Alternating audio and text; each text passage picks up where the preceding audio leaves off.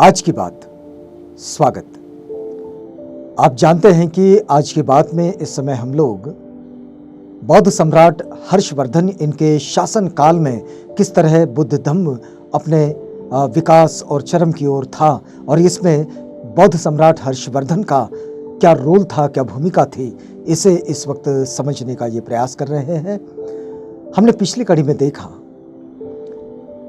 कि इतिहास में बौद्ध सम्राट हर्षवर्धन के विषय में जो कुछ भी लिखा गया है उसमें उनके बुद्ध धम्म के प्रति उनका जो समर्पण रहा और उन्होंने बुद्ध धम्म को राजाश्रय के साथ कैसे नालंदा को विकसित किया, कैसे अजंता की शिल्प कलाओं को विकसित किया, उसके विकास में उनका क्या योगदान रहा, बहुत सारे बौद्ध साहित्य के निर्माण में उनकी क्या भूमिका रही और साहित्यिकों को एक विशिष्ट अवसर प्रदान करने में और उनको प्रोत्साहित करने में सम्राट हर्षवर्धन की क्या भूमिका रही, इसे देखा।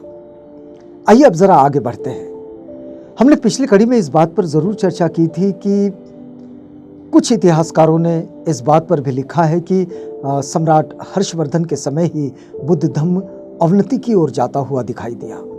लेकिन ह्यूएनत्सन के यदि यात्रा वर्णन को देखें तो पता चलता है कि लाखों भिक्षु और हजारों संघाराम ये हर्षवर्धन के शासन काल में दिखाई देते हैं। तो जब इतने भिक्षु हैं और इतने संघाराम हैं तो उस वक्त में बौद्ध जनता भी तो रही होगी, क्योंकि नालंदा को जिन गांवों ने संभाला उस वक्त सम्राट हर्षवर्धन का ही शासनकाल था और उन गांवों का जितना भी टैक्स था उस टैक्स के आधार पर सम्राट हर्षवर्धन ने यह व्यवस्था कर रखी थी कि वो टैक्स नालंदा के विकास के लिए और उसकी सुरक्षा के लिए और उसके भरण पोषण के लिए काम आएगा।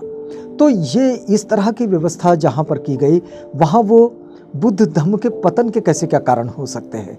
लेकिन हमने पिछली बार ये ज़रूर देखा कि जिस तरह सम्राट हर्षवर्धन के उत्तरार्ध में उनके जो सेना में या फिर उनके राज्य व्यवस्था में जो अधिकारी थे उन अधिकारियों के द्वारा कुछ षड्यंत्र की, यानी कि उनके हत्या के षड्यंत्र की एक जानकारी उसमें मिलती है और वो षड्यंत्र बार बार उजागर भी होते चले जाते हैं। इतिहासकारों ने ये भी लिखा है। यहाँ से आगे बढ़ते हैं कि सम्राट हर्षवर्धन के पश्चात उनका कोई उत्तराधिकारी नहीं था, उनके साथ उनका वंश भी समाप्त हुआ। सम्राट हर्ष के साथ ये विशेषता रही। देखिए, जितने भी बौद्ध राजा हुए हैं उन बौद्ध राजाओं के उस पूरे क्रम में सम्राट हर्षवर्धन ये अंतिम राजा माने जाते हैं, बुद्धिस्ट राजा। तो सम्राट हर्षवर्धन के पश्चात उनका कोई उत्तराधिकारी नहीं था, तो उनके साथ उनका वंश भी समाप्त हुआ। वे भारत के अंतिम शक्ति संपन्न बौद्ध सम्राट थे तथा उनका राज्य अंतिम बौद्ध साम्राज्य। उनके बाद कोई बौद्ध राजा नहीं दिखाई दिया। अभी एक स्थिति बनी जो 1956 के बाद, 14 अक्टूबर 1956 के बाद, जब बाबा साहेब डॉक्टर अम्बेडकर ने बुद्ध धम्म की स्वयं भी दीक्षा ली और बहुत सारे अपने अनुयायियों को, लाखों अनुयायियों को उन्होंने बुद्ध धम्म की दीक्षा दी। तो वहाँ से बुद्ध धम्म का एक उदय का, पुनर्निर्माण का, नवनिर्माण का या फिर पुनर्जागरण का काल शुरू हुआ और ये जो अभी का वक्त है ये उसी के पुनर्जागरण का वक्त है। तो सम्राट हर्षवर्धन के बाद से 1956 तक का जो वक्त रहा इसमें कोई ऐसी बुद्ध धम्म की उन्नति, प्रगति, विकास ये देखने को नहीं मिला।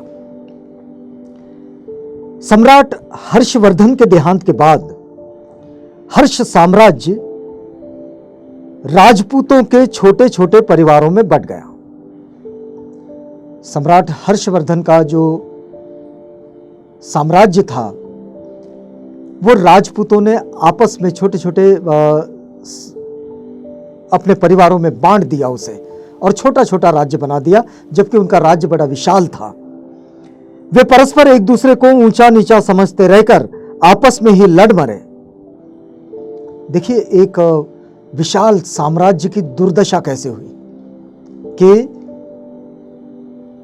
वे अपने आप को ऊंचा और नीचा मानने की जिद में, उस चक्कर में पड़कर वे स्वयं ही आपस में लड़ मरे और फिर प्रतिशोध की भावना से उन्होंने अपने ही भाइयों के खिलाफ विदेशी आक्रमणों को निमंत्रण दिया। इसके बाद की जो स्थितियां बनी, सम्राट हर्ष का तो कोई वंशज नहीं था, लेकिन जब उनका राज्य, उनके जो लोग थे, जिन लोगों के बल पर वो साम्राज्य चलता था, कोई अधिकारी थे, उनमें अलग अलग लोग थे और वो सारे अलग अलग लोग मिलकर, कोई पुरोहित रहे होंगे, कोई मंत्री रहे होंगे, कोई सेनापति रहे होंगे, और ये सारे लोगों ने आपस में उस राज्य को बांट लिया और अपने आप को राजपूत कहलाने लगे।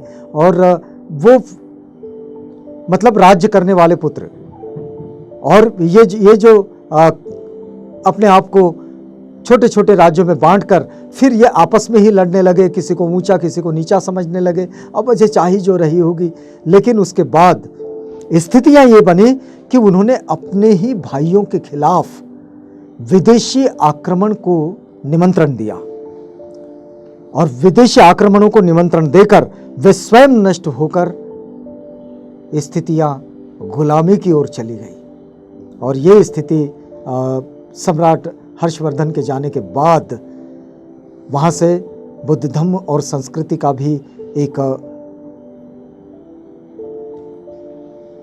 पतन का काल शुरू हुआ। वहाँ वो रुक गई, उसको आगे ले जाने वाला कोई नहीं था, क्योंकि सम्राट हर्षवर्धन ने उसे राजाश्रय दे रखा था और उसके बाद उनका साम्राज्य ही नहीं रहा, तो कोई राजाश्रय देने का सवाल ही नहीं था।